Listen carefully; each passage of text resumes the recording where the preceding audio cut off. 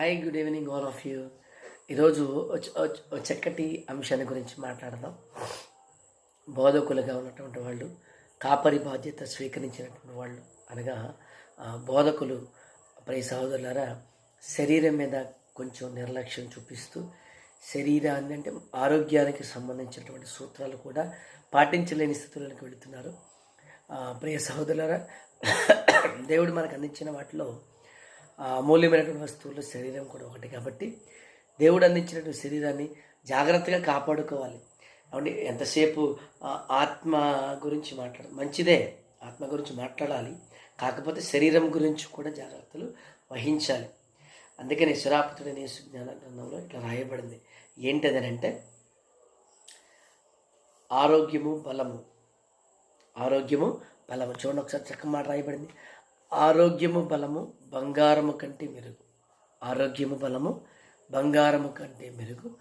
దృఢమైన శరీరము అధిక సంపదల కంటే మిన్న అని రాయబడిందండి. శరాపుతుడనే జ్ఞాన గ్రంథం 30వ అధ్యాయం 15వ వచనంలో ఈ విధంగా రాయబడింది. ప్రియ సహోదరులు, అంటే శరీరాన్ని జాగ్రత్తగా కాపాడుకోవాలి. దేవుడు చిన్న బహుమానాన్ని జాగ్రత్తగా కాపాడుకుంటే కదా దేవుని కార్యాలు చేయడానికి మనకు శరీరం ద్వారా అవకాశం ఉంటుంది. ప్రియ సహోదరులు, కాబట్టి ఆత్మసిద్ధంగా ఉన్న శరీరం కూడా బలంగా ఉండాలి అని అంటే ప్రియులారా, కాస్త దృఢమైనటువంటి మంచి ఆరోగ్యపరమైనటువంటి అలవాట్లు, తిండి అలవాట్లు మనకు ఉండాలి.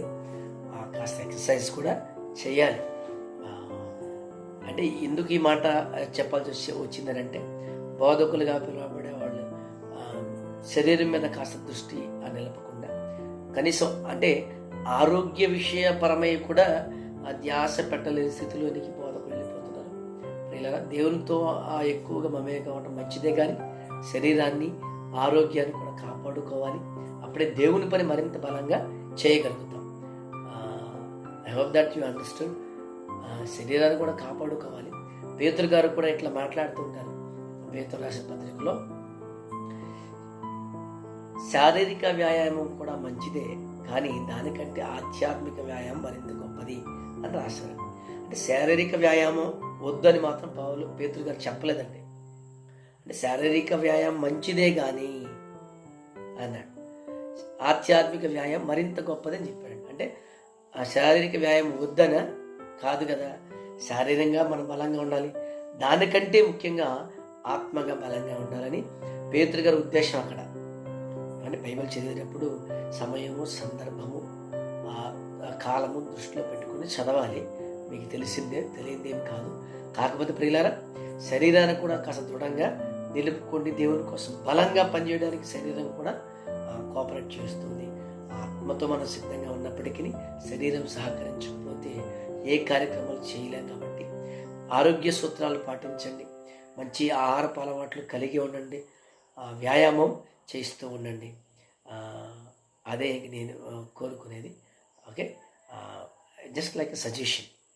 Okay, meet you in the next video with the beautiful suggestions. I hope that you understood and take this positively. Okay, right. God bless you.